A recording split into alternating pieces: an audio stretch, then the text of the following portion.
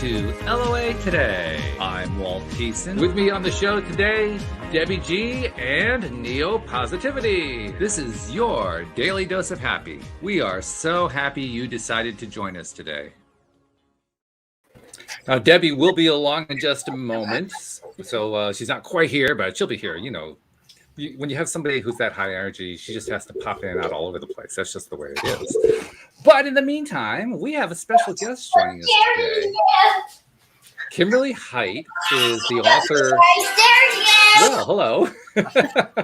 Speaking of high energy entering the room, go ahead. I'm sorry. Kimberley Hite is the author of an upcoming book to be released in the first quarter of 22 called Rebel's Guide to More Money.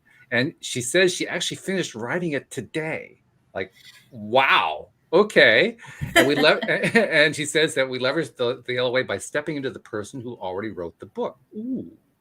Nice theme. I like that. It's for people who feel like rebels, who tend to do things in their own way. I think it's just about everybody here at LOA Today, who have been pushing to have more money and not been successful. By the end of the book, readers will know what they've been doing wrong because it's a step-by-step guide to creating more money. It shows them what might get in their way and how to get back on track. And she loves the beach. She loves laughing, which is a good thing because we do a lot of that here. She loves to be creative. She sounds like just exactly our kind of person, Neil. Hey, Kat, how you doing today? I'm Kimberly. You're just like you're glowing there. You're feeling pretty good. It looks like. I feel amazing, Walt. Thank you so much for having me on your show today. And yes, you're right. I actually finished writing the book last night. So in 3 days, I wrote a book. Yeah. Dang. Yeah.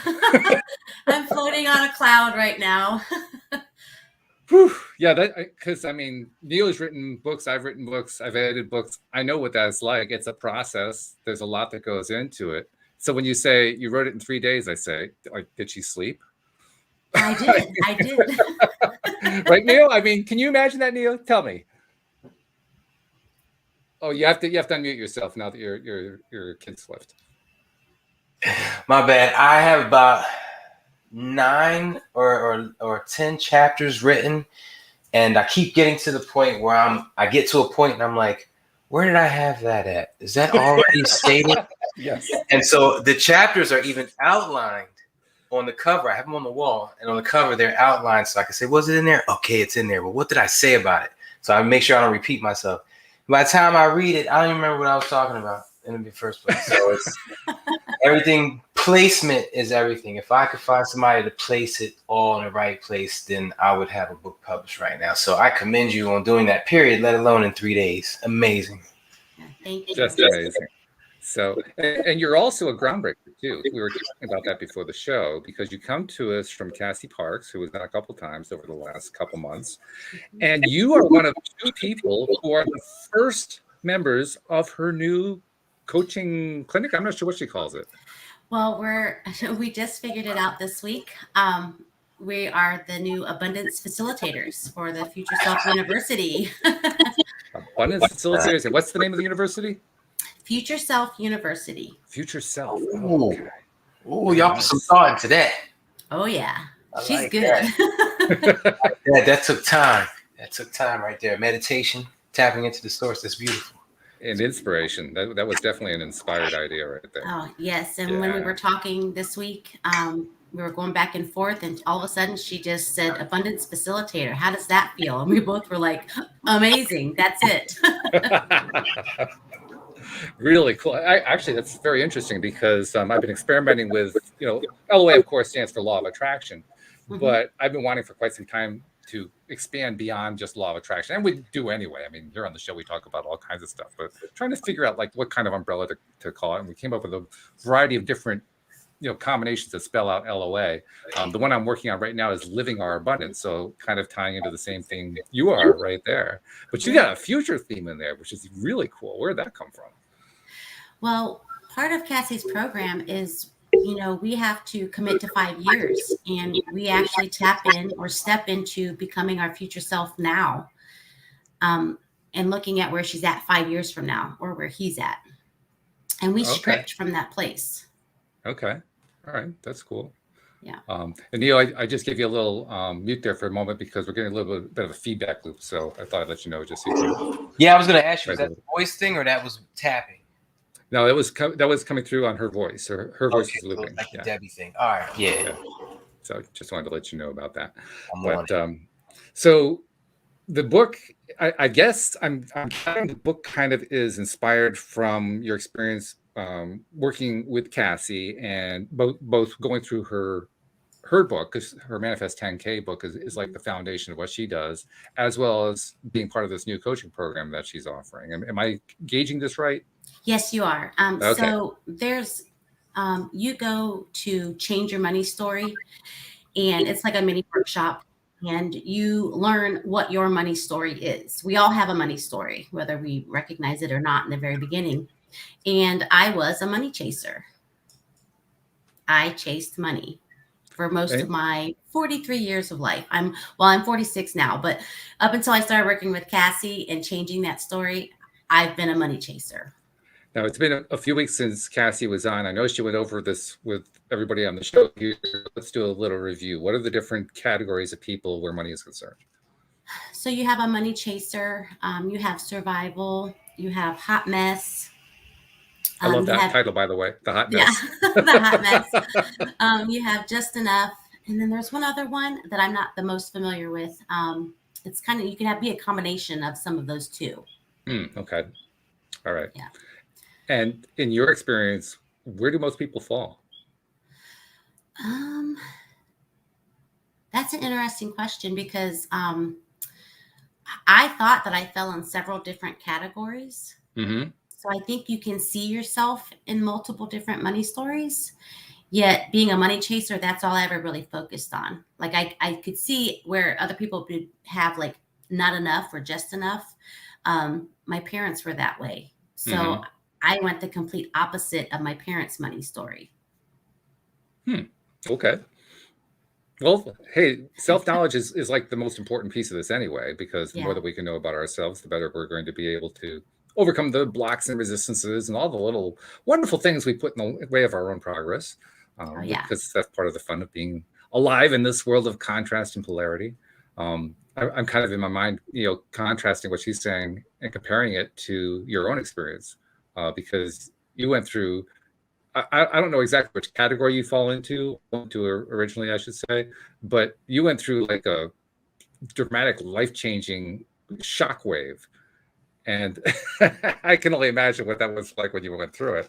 Which shockwave exactly are you talking about? Well, when you first got when you were on the SWAT team and all that, he used to work for the Camden, New Jersey Police Department, and he had a friend who give her like the quick overview of that story, just so she knows what's going on there. Oh man, long story medium. My ex-partner was a retired CIA agent. Told me about a movie that they make everybody watch in the academy. Ended up being a secret. I got obsessed. Decided to learn how to meditate and just learn as much as I could by studying other people who were using it. And that's all I did, man. It was like 60 hours a week I was doing this. And less than a year later, I ended up retiring. And ever since then, I've just been, coaching and showing and teaching people all that I can, all that I know about it. And so it was a culture shock, coming from the hood and then being a cop in that hood. I've had several different culture shocks in that respect, but transitioning from the old me, the old way of thinking, to this one, it's one of those things where you say, I'll never go back, but it's a totally different life. It was just a totally different life. Learning that thoughts had a purpose. They had I never even gave thoughts a second thought, so to speak. So to speak, yeah, right. Yeah. So when I did, it was that was the biggest shock of my life, probably. Finding out that I was not only slightly in control, but in total control of the outcomes. At the time, I didn't know you had to surrender the middleman, everything that leads up to it, all the events you try to predict. I'm going to meet this person and talk to that person, and that phone call is going to happen. You're always wrong about the middleman, but the end result, keying in on that, it was just a dramatic change from nothing to something, basically. And you became truly a master, I would have to say. I think so. I got my black belt on.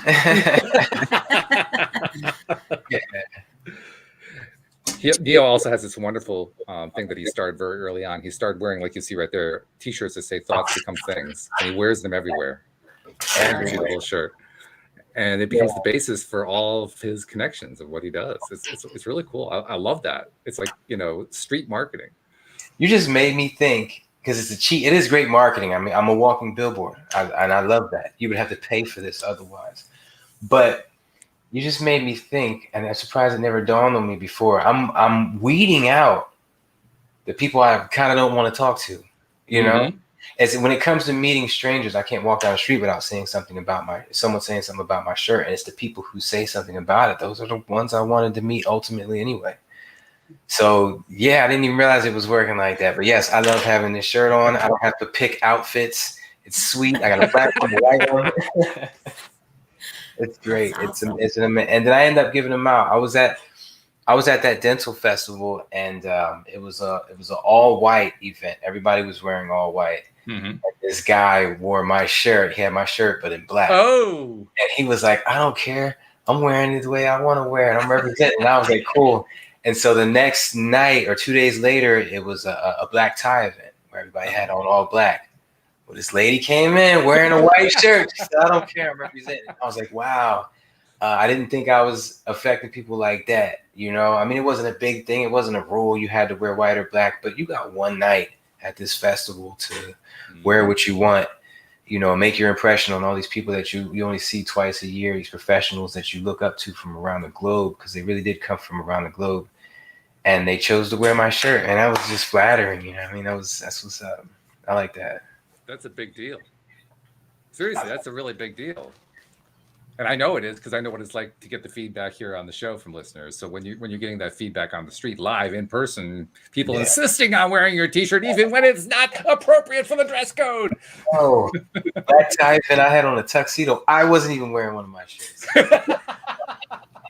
Those people are my people. They're rebels. I love it. Yeah, talk about where that title comes from. I love the use of the word rebels. Well, for me, a rebel was I wanted to do things my way, my own way. And I wanted to be different from everybody else. So, yeah, I would be the one who would show up at a all black tie event and wear the white T-shirt. Oh, it was you. You were the one who was there. Oh, of course. I should have realized. I've always my name all over it. I've always stood against having to wear matching socks. And growing up in my time, you couldn't do something like that. But I would take it as far as I would have the black Air Force One shoes and the white Air Force One shoes, and I would wear one of each. I was that guy that wore 2 different shoes. They were the same brand, same make, model, everything, just 2 different colors.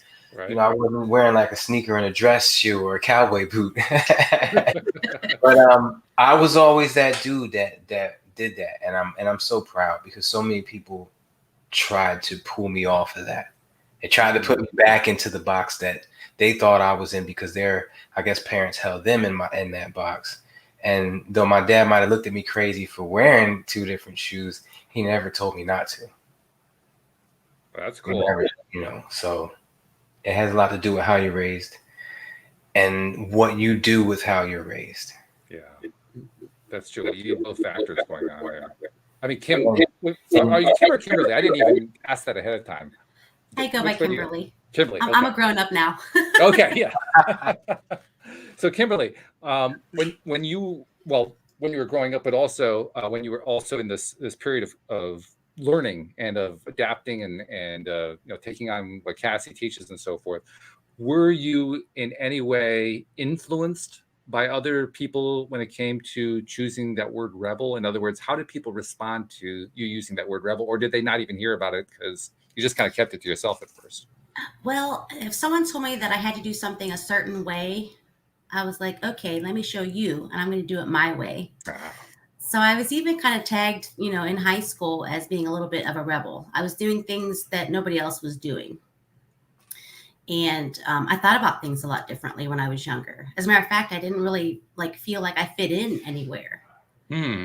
So, and Neo was talking about being in a box, and I never wanted to be in the box. So again, that rebel of, if you're putting me in a box, I'm going to break out of it Like I just didn't want to be there at all. So thinking outside the box was never really a challenge for you then? No, No, not at that all. was the easy part. The hard part was thinking inside the box.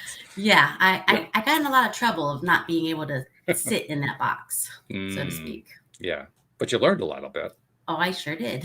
Yeah. What are some of the advantages you think from being that rebel, being outside the box as a way of living?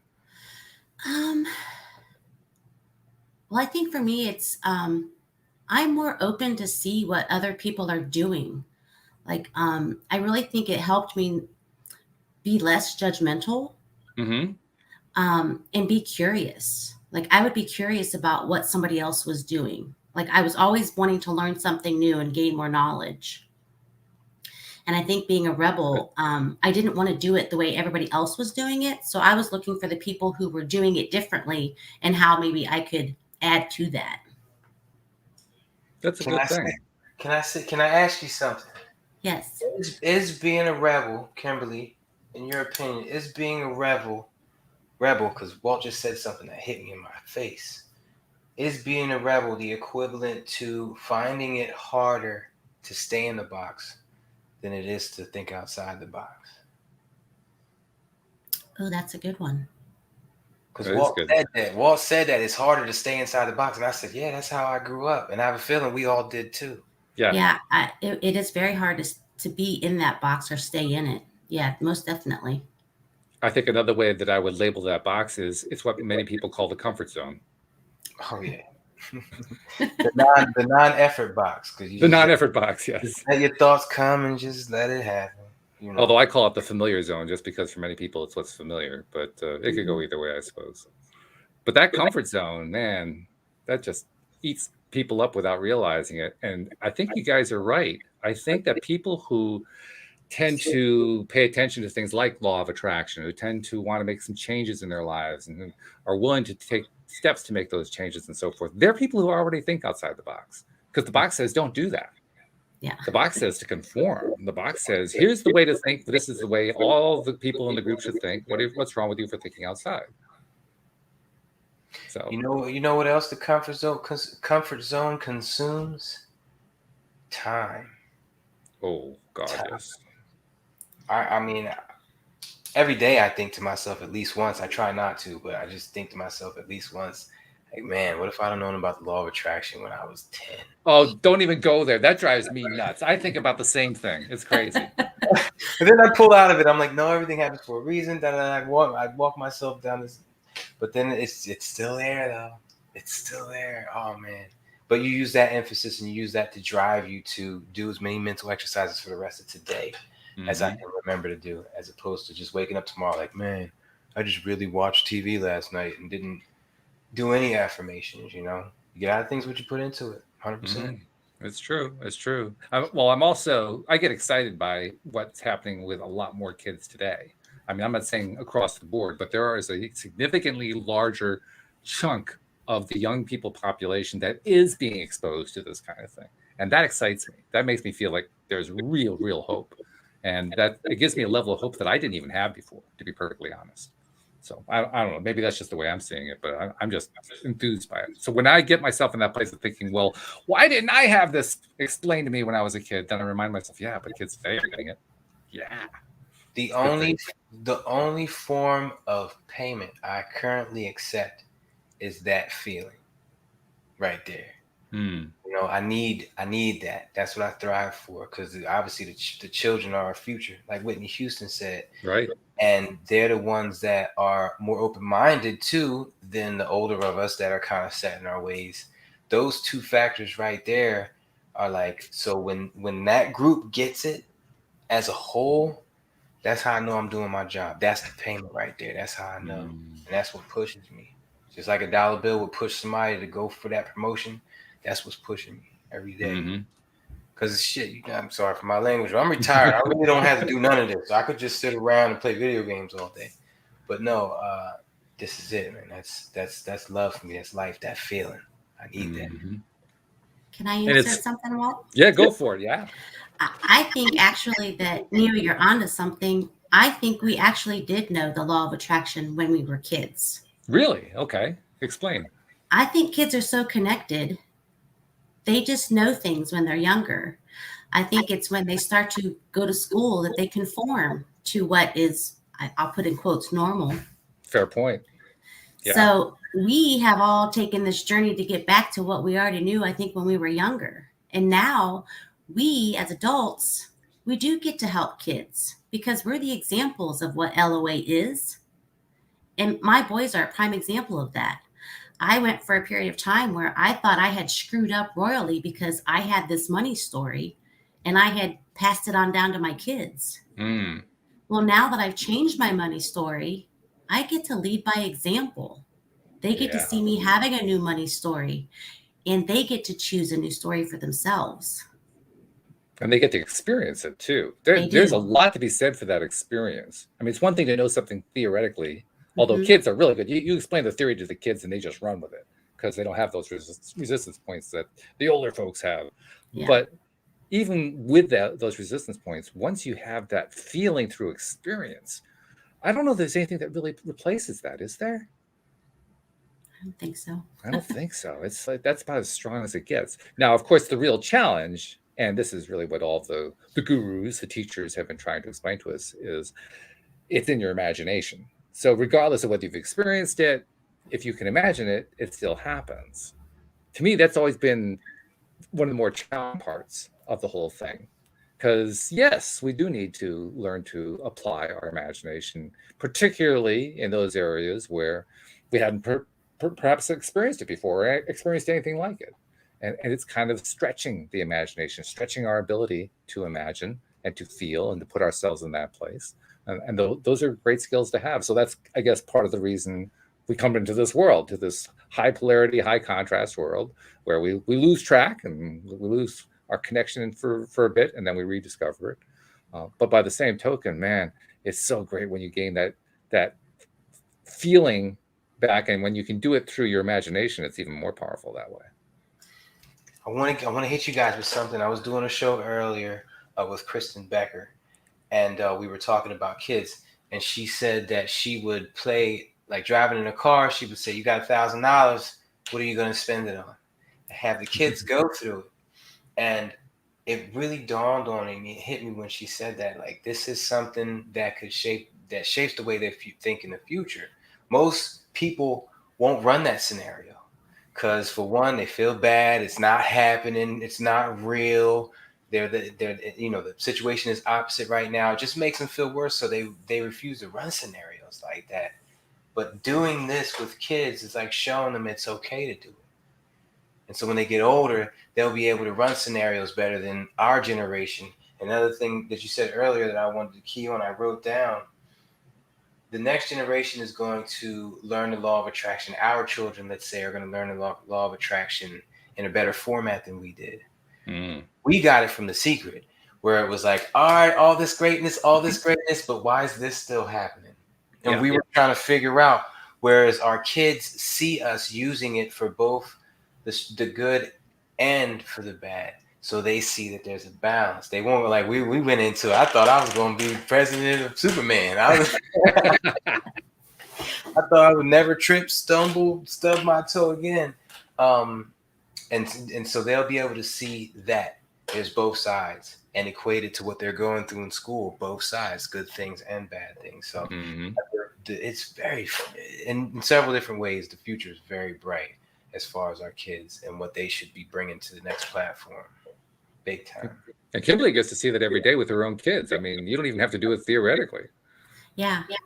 I've got 3 boys. My oldest is stationed in Alaska in the Army, and he's 21. And we just had an amazing conversation about being present. He said that when he steps into the future and he's worrying about it, his life is chaotic. And if he goes in the past thinking about how he screwed up and how he didn't do something right, he doesn't feel very good about himself. But when he steps into being present with where he is in that moment, he's really happy. And to hear my 21-year-old son tell me that, that's amazing. Especially at 21, that's very cool, because that's not always an easy age. He just manifested a 2014 Jeep Wrangler. He's doing so good, and he's happy. Good for him. What's his name? His name's Noah. Noah. Please tell Noah we said thank you for his service. I will. And thank you for yours. Thank you. What does your younger son do? My middle one, Zach, he just got a new job in construction. Good Tell for him him. thank you too. Congratulations. Tell him He's thank you. he's just turned 19, and he's a hard worker. And it's really, he's learning too that, he would always sit on his money and not really reward himself for his hard work. So we've had some conversations about that. Well, he went out and he spent $2,500 and got himself a new quad. Oh, good for him. Yeah. And then my youngest one is 16, and he's an interesting one. I feel like he's an old soul. We've said for years there's an old man trapped in his body because we've always thought he was so serious. But he doesn't seem to worry about money. Like it's not an issue for him, which is just so different from watching the other two grow up. All three of them came from obviously my husband and I, and yet they all have different personalities and different views on how money works. And of course, money doesn't have to be the only blocking point for people. I mean, It's the not. top three are probably money, relationships, and health. And there's going to be a different thing, different combination for everybody. So, yeah, it's not terribly surprising. But how interesting that it got to the third one. And the third one basically was done with going through what the stuff that the first two went through they were still going through. He didn't have to do it. It's like, okay, my older brothers did it. I'm done. No problem. Yeah. He's making money, and he's got a happy relationship at 16, and he actually is they're all pretty happy-go-lucky kids. So that's really great. That's how you know that things are not only going right in their lives, but you've had the right influence. Yes. That feels great. It does. It feels really good. Happy kids. They say happy spouse, happy house. We got to make one up for happy kids because that's a different type of feeling. Henry just had his first child, baby girl. And it was funny because I always tell him I always told him before, you don't know what real love is. I always tell him, you guys don't know what real love is. Oh, I love my girl. Nah, this is something different. And they all, after all of them have a kid, they come back and they're like, you were right. Like, I didn't know what this was. I didn't know this feeling could even exist on this level. And it's that carries over into that whole seeing your kids laugh, seeing them happy. It's something worth doing a law of attraction for, I'll tell you that. Yeah, absolutely. Well, I had something else in here too about your kids, and this applies to anybody, but working with Cassie, I learned how to stay in my own lane. As a parent, you don't want your child to go through hurt or experience pain, like the negative side of things. And what I learned by staying in my own lane was to hold space for them, to allow them to feel their feelings if they're angry or sad. And it's made a huge difference in how my boys communicate with me. Like, we're just so open, and they are so much happier now because they do experience the feelings. Like, they actually feel how they feel, and I don't try to fix it for them anymore. Which is a very good thing. It's a challenging idea though, because on the one hand, we do want people to live, including kids, including our kids, we want them to live all of life. And yes, the parent wants them to have the happy life. But by the same token, we came into this world knowing that it was a world of contrast. So it's an interesting balance that happens there, don't you think? It is, but it feels really good doing it this new way. That's true. It's all over your face. So that's very clearly true for you. No doubt about that. For years, just real quick, for years growing up, I didn't want to have kids because I didn't want to be responsible for bringing anyone else into this hot mess that we're living in. And I remember, I was born in 81, so I was saying this during the 90s, when all kind of craziness was going on and where I was from, Camden, New Jersey. So I always had said that, but obviously I got over that after I had my first baby girl. But I also want to, I'm sorry, go ahead. I was just going to say having that thought, it's sad that anyone would have that thought about the current state of the world. That was back then. And so that's the emphasis on why we have shows like this, to make change. Mm-hmm. I just wanted to take a moment to acknowledge a couple of people who are in the live stream. Most of our listeners are podcast listeners, so they listen to the recording. But especially wanted to say hello to JB because he's been putting some stuff in there, including recognition that, yes, it's a parable and that parenting is at the center of that parable, no doubt about it. So thanks for dropping by. Appreciate it. But yeah, the whole thing about what's happening with kids and how kids are growing up and what happens when they grow up with law of attraction teaching is quite astonishing. There have been a lot of stories told here on the show. I want to share one of them with you, Kimberly. This one was told quite a few years ago by one of my very first co-hosts. Now, currently, I do the show 5 days a week with people like Neo. I've got generally 2 co-hosts each day, Monday through Friday. Back then, I was doing it once a week. And I had one co-host. His name was Joel Elston. And I'm still a good friend. He just became too busy to do the show anymore. But he told this amazing story. I'll never forget this. And we renamed his client to Stephen. It wasn't his real name. But is that what we did? No, it was a different name. I think it was that. But anyway, it doesn't matter. The point is, he was telling the story about this kid who had come through the foster care system. Now, Joel actually gets a lot of people who come through the foster care system. And he does so primarily because he was originally a therapist, psychotherapist. He eventually kind of left that behind and became a full-time life coach. And that's pretty much what he's doing today.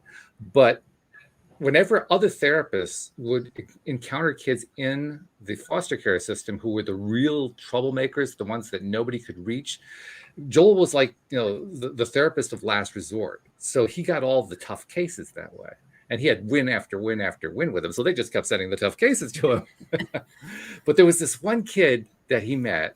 This kid was talk about a hot mess. This kid was just a wreck at age like 9, something like that.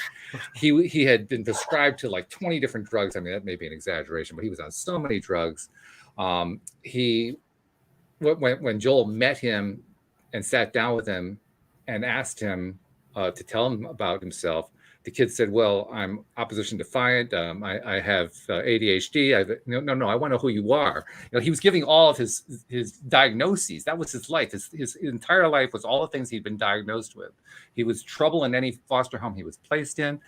Joel described him when he shook hands with the kid, it was the limpest handshake he'd ever encountered in his life.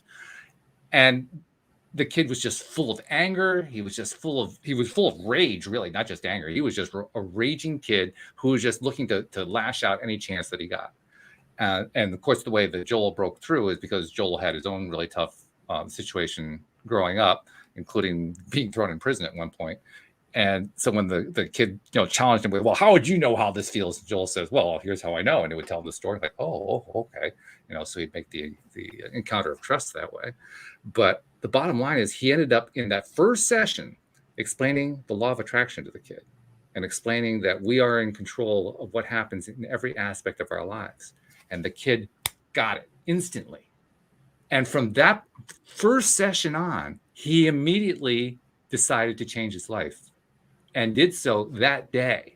It was amazing how fast it happened. The first thing he did before he left the office with Joel was to ask him if Joel would go with him to meet his psychiatrist. And Joel said, sure, I'll do that. And then the kid went home. He went to the foster home where he'd been staying. The foster home mother called Joel later and said, what did you do to this kid? He's a different kid. And to make a very long and wonderful story short, this kid literally changed everything about his life. He and Joel went to see his psychiatrist. This kid did all his research and started hitting the psychiatrist with all these questions about, well, when you prescribed this one for me, did you also check to see what the data said about how this one interacts with that drug over there? And he's like hitting, and the psychiatrist is looking at Joel and said, what'd you do? What'd you do? You had to like ruin my day bringing this kid in this state, right? No, the kid fired his psychiatrist. A 9-year-old kid fired his psychiatrist.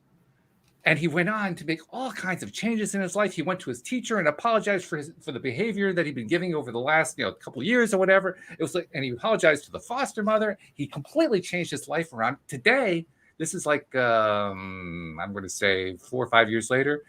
I believe he's about ready. It's got to be more than that. It's got to be closer to 7 or 8 years. He's about ready to graduate from high school. He's going to college at a Southern college. I don't remember which one. And he's going for psychiatry. I mean, oh my God. Now that's a very dramatic version of a story, but it illustrates just how quickly kids can get it. Yes. And it's just that to me is where the excitement comes from. Because I've worked with kids not on LOA, but in other contexts. I love watching how fast kids can pick stuff up. Yeah. They don't have all the distractions we got. That's Go right. ahead, Nina. Sorry. No, I was just saying they don't have all the distractions we got, you know? They got their own, but they don't have the ones like us.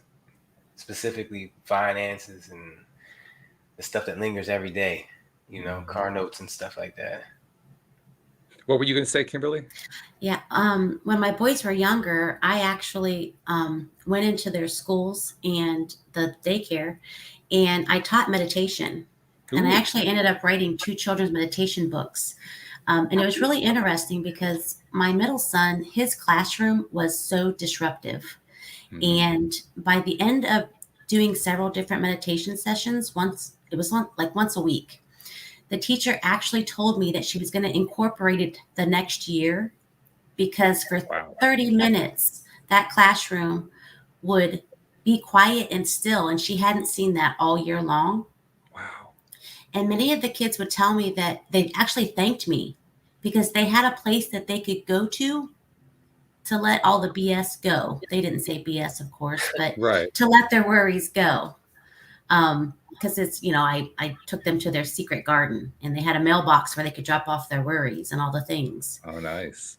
So yeah, they do pick up those things if we teach them when they're younger or show them. Yeah. And stay consistent. Yes. You gotta stay consistent with it. The most successful people I know, they make their kids meditate every day before school and after school. So I'm a fan. Kimberly, we gotta talk after this, because we could probably exchange some ideas. I'd love to. Trying to instill the law of attraction into my 3-year-old, and trying to instill it into someone who doesn't know what a thought is different, because you have to do it with your actions. So you have to find a way to teach the law of attraction with your actions. So it's become a challenge, but it's one of those inviting challenges that I love participating in every time he enters the room. And so I picked up a lot of techniques, but I know I could probably get some more from you. So we got to get together after this, chop it up. Let's not wait. I mean, because like you said, you wrote a couple books. Share some nuggets from the books. Bring it. Uh-oh, did the image freeze up? She's not moving. Oh, no. That, or she's pulling a joke on us. I don't think so. I don't think so. If you see the cat jump up on the counter. She's going to reconnect. All right. So while she's reconnecting, we'll just wait for it. But what you say is really true. It's a challenge for kids. Or I'm sorry, for parents who are trying to teach kids. How do you teach it? It's not like you had a whole lot of role models growing up, right? That told you here's how you can teach this stuff to your kids. Nah, this is off the fly. Just like all my live streams, I just come up with it as I go. But it's just how you respond to the things that he does, and how you preemptively, I guess, respond to something. It's all about your actions, because these kids are picking up way more than we think they're picking up anyway. Oh yeah. So if he's picking up imagery anyway, I might as well shape it the best I can. There we go. So sorry, my internet kicked me off.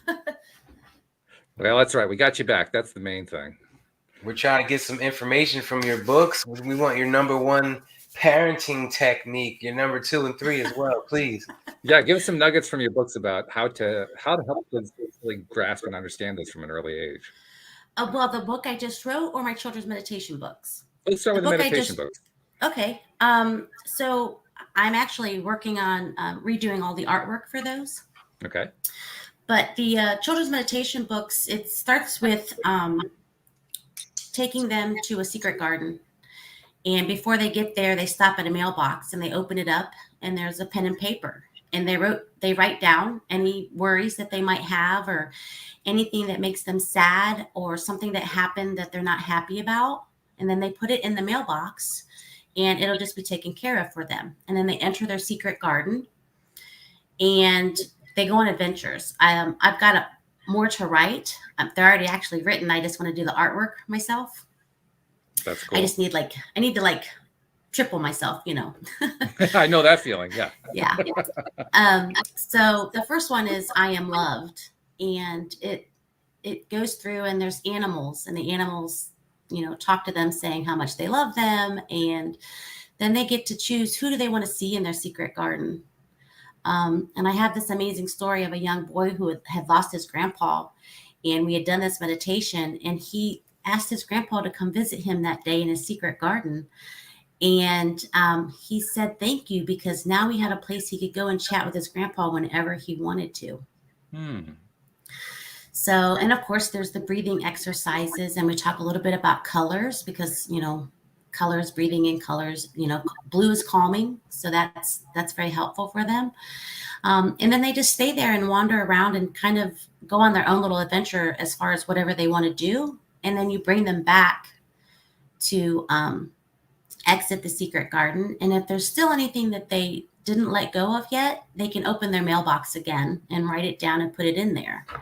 So they're basically just letting go of, well, us adults, I would think sometimes have more stresses and things, but kids carry stuff too. So they're able to write it down and let it go in a more simple way. Yeah, so that's what my meditation books are all about for kids. And I did that for 3-year-olds. They didn't sit for 30 minutes. We started with 15. And then the rest were 30 minutes. So, and my oldest son was in third or fourth grade at that time. So there you go, Neil. That you asked how to help your 3-year-old. You just got a direct 3-year-old answer. I mean, she said 3-year-olds, and I'm in awe because if I tried to walk him through he doesn't know what a garden is. He didn't know what a secret is either. So I think it would be hard for my dialogue with him. What's he into? He's dinosaurs. Okay, so take him to the land of dinosaurs. Take him to something that he can visualize. Take him to a garden with dinosaurs. I think where I'm losing it, where I'm seeing it in my mind is, I guess a lot of the word, he's not formulating sentences yet. So for me to say a full sentence to him, half of the words in there, and the, if, like, I got some words like that, he probably wouldn't even know. So I'm like, how would I paint a picture? Does he know colors? In his mind, he knows colors. Yeah, he knows colors. Start him with breathing with colors. Breathing, so just tell him to breathe and think of a blue dinosaur. Okay. You know, bring it down to his level. Okay, so as long as I'm slowing it down. Yeah, so he's going to picture a blue dinosaur, and then he's going to breathe that color in. Nice. All right, I bang with it. There was somebody, Kristen was telling me about a color that's like a shade of blue that's supposed to be real good, not lavender. It's got a word that starts with L. Not a crystal, a color that's supposed to be. I was going to say lapis lazuli. That's a good one. Something like that, but it's kind of like blue. But yeah, I have to find out what it's called. But okay, I could do that. I could definitely do that. By the way, Debbie G has connected in via the chat. Apparently she's traveling about, so that's why she hasn't been able to join us on the show, but she's loving it. She's loving the tools for children. She's loving watching. She loves Dinosaur Land. So I'm anxious. I'm gonna grab him up. Yo, sit down with me for a second. All right, think of a yellow dinosaur. Get him to sit his butt down a little bit. Well, and he actually probably understands more than you realize, even though he's not able to verbalize yet. Yes. Yeah, I agree. And just trust that he knows.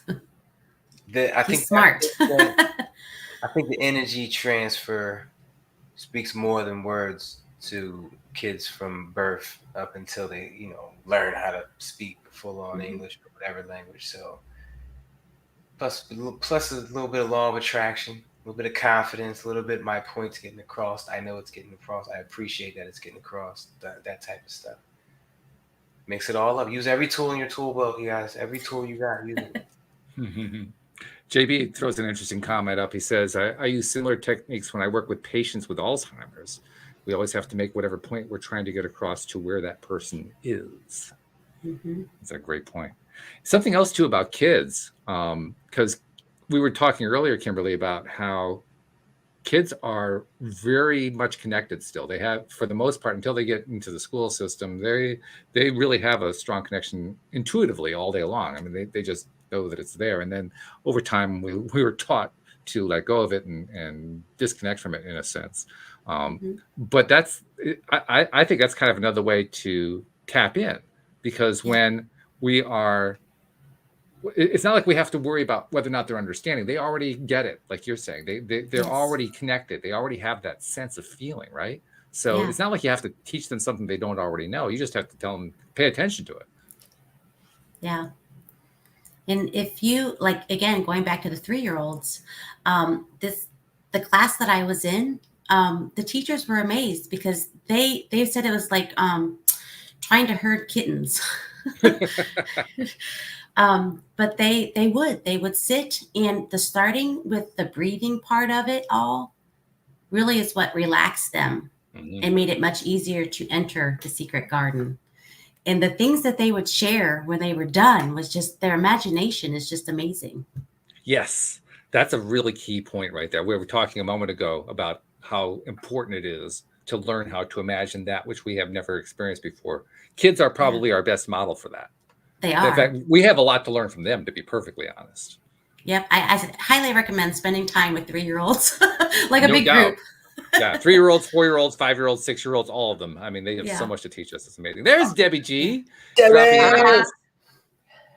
I had to pop in here. Well, first off, I'm in the middle of a project and stuff, and I never like to miss. Kimberly, it's a joy listening to you, and it's nice to meet you. Nice to meet you too. What I want to hop in with is that I'm loving the tools that you're bringing forward for children. And here's why. Because emotional intelligence is now being taught. They've been doing this through the Yale University. And all of the things that you're doing, meditation, teaching children to start self-sourcing, self-nurturing, is all now a really big thing. And in fact, Kimberly, I want to introduce you to the Krikori app and the ladies that do that, so that you can get your work over into there, so that it can be accessible to already a whole field of children. And they're using it in the classrooms. But I just really am appreciating you, because if anybody has ever heard of the 100th monkey, has anybody? I've heard of it, don't know it.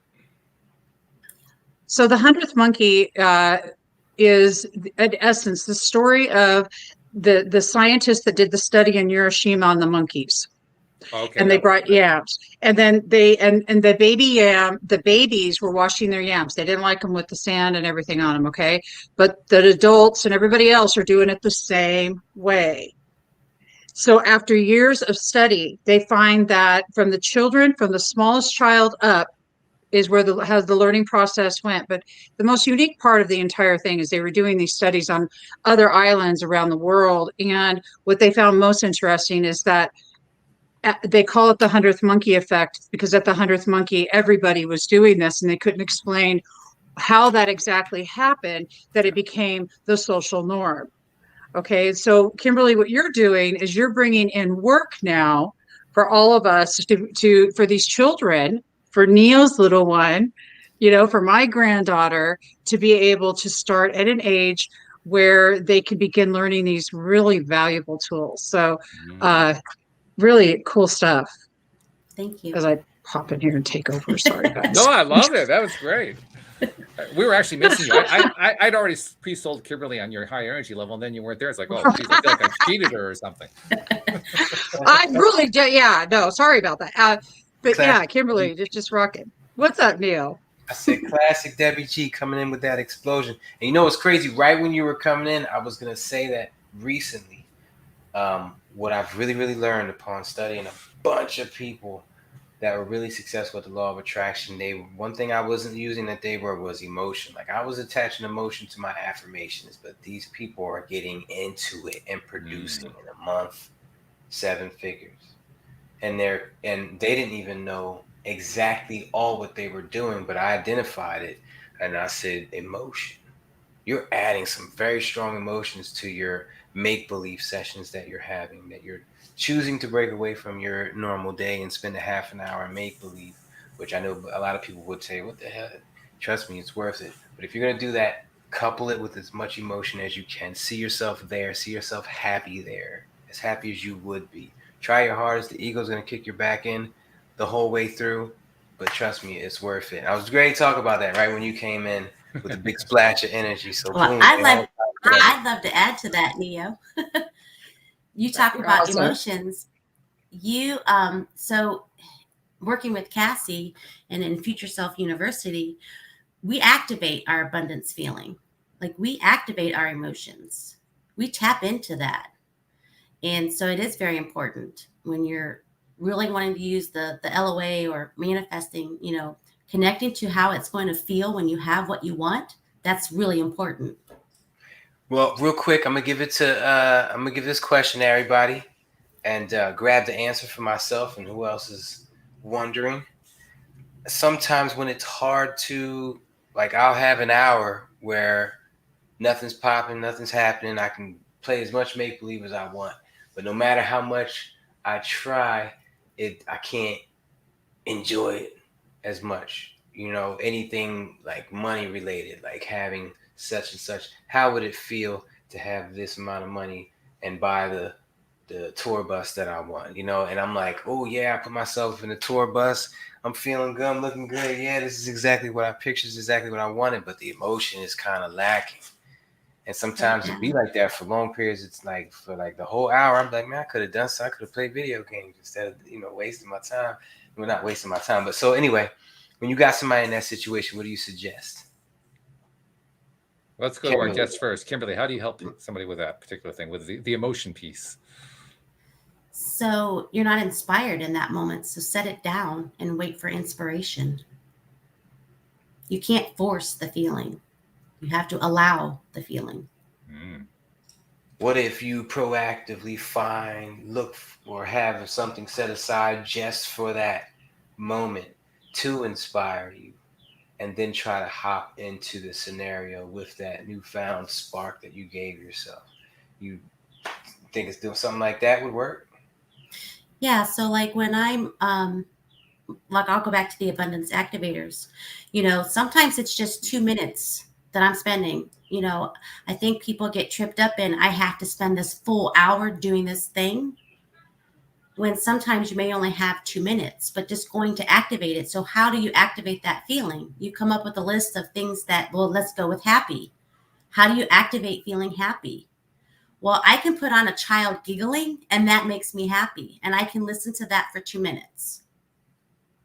And then I set down the judgment of, okay, I didn't spend an hour on this. That's okay. I still activated my feeling. Is that what you're talking about, Neo?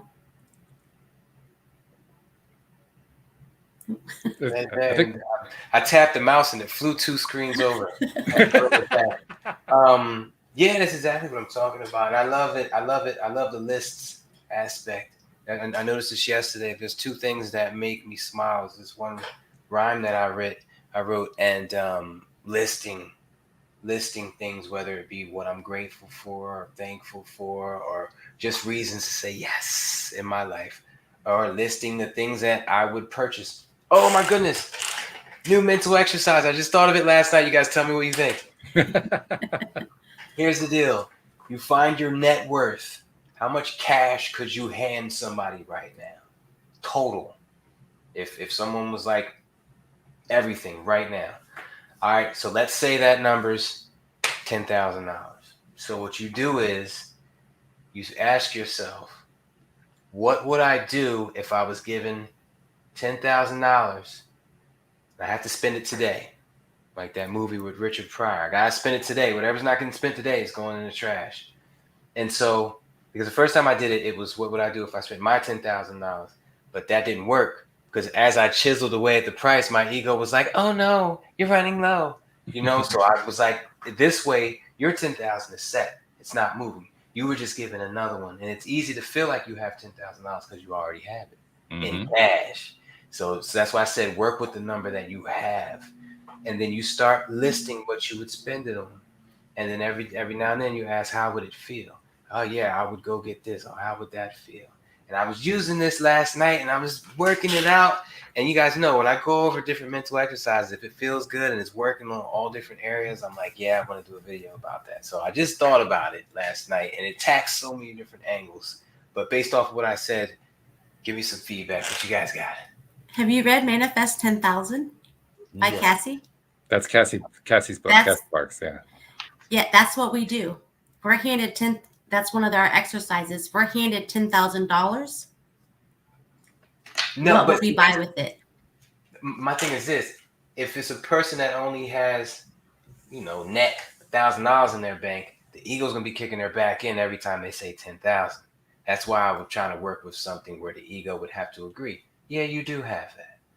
So for you, you know what I'm saying? It's like me saying, I just gotta come in. I love you. Bring it. I'll just we're about to spark that G vibe real quick. So look, here it is. Listen, we could spend all year long looking at future tripping about what it might feel like to have something. And I love all that because I've done that and it works and that's great. But if your self-worth and your self-love is not in check where it needs to be, there's a good possibility that you may not be seeing what you want to come up because somewhere in that subconscious is some belief that you don't deserve it. The only time that we see things that when we don't see what we think that we should be seeing, there's something, we're not doing it wrong. We're not loving ourselves right. So when we love ourselves right, and that looks like loving all these aspects of us. They're all juicy. They're all really good. Loving the polarity, loving every ounce of it. And then the bubble, and Kimberly and Neo and Walt, y'all know what the bubble is. It's the bubble of let go. Let go. You have that image. You know what it looks like. You know that attachment to the outcome of what you want it to look like versus what it could be. Could you imagine the 10,000 being 10 million, but you're limiting yourself to the limit, to the possibility of the greatness? And sometimes we play small because we're afraid if we play big, it's not going to happen. Or we need that constant confirmation. Well, I'm going to do this, get this, it's going to happen. Okay, what I'm doing is working. Well, if it's working for $5, it's going to work on 5 million. It's just how it is. It's a matter of your self-worth inside of here and what that you feel about you. And I've not found anything else until I started accepting me. And I mean, even the crap that I just don't like, it was a trip. So that's my input on that. I think the law of attraction on steroids is the law of appreciation, and the law of appreciating yourself first, foremost, and then, because dude, like if you get happy right where the hell you're at with everything you've got, you're gonna have shit show up. You're gonna be like, damn, where'd that come from? Damn, where'd that come from? Damn, oh my God, are you kidding me right now? Yes. Like that. It's just, but you got to be loving you wherever you're at. And I mean, like hugging, loving, look at you, look where you've been, look where you are. How can you not freaking love that shit? You can see, Kimberly, why we love Debbie G so much. And that's in alignment. This is perfect, Debbie, because the book that I wrote in 3 days, Rebel's Guide to More Money, as a money chaser, I was so busy being a money chaser that I didn't have to stop and even look at my self-worth. And I really didn't feel worthy of being abundant. Yeah. Which is such, BS. Sorry, I almost threw it out there. Hey, the line's been crossed a few times so far, so you can relax. It's okay. So, yeah, but self-worth is a part of that.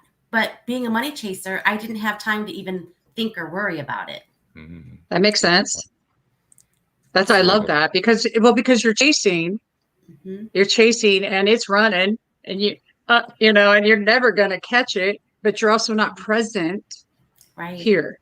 Anything you chase will run from you. That's the bad part. Anything you chase will run from you, but a goal in itself is a chase. It's a feeling of lack. There's something I want, and something has to happen in order for it to happen. I want a glass of water. Well, I first got to swallow the damn thing. You're either going to succeed or fail, but in that moment when you order it, it is a chase. So it's kind of like a double-edged sword that you got to like dance with. like But baby, you're creating the walls. That's the thing. You're doing it. Like you are creating your dance and your walls, man. Nobody else is doing it. And every one of us show up to give us each little cute clues, not cues, clues, Absolutely clues. You know, I mean, I'm taking something from all of you right now. I want to hug Kimberly just because any work anyone's doing with children makes my heart go poof. I want to hug all. Yeah. Thank you for showing up here today. You rock. Seriously.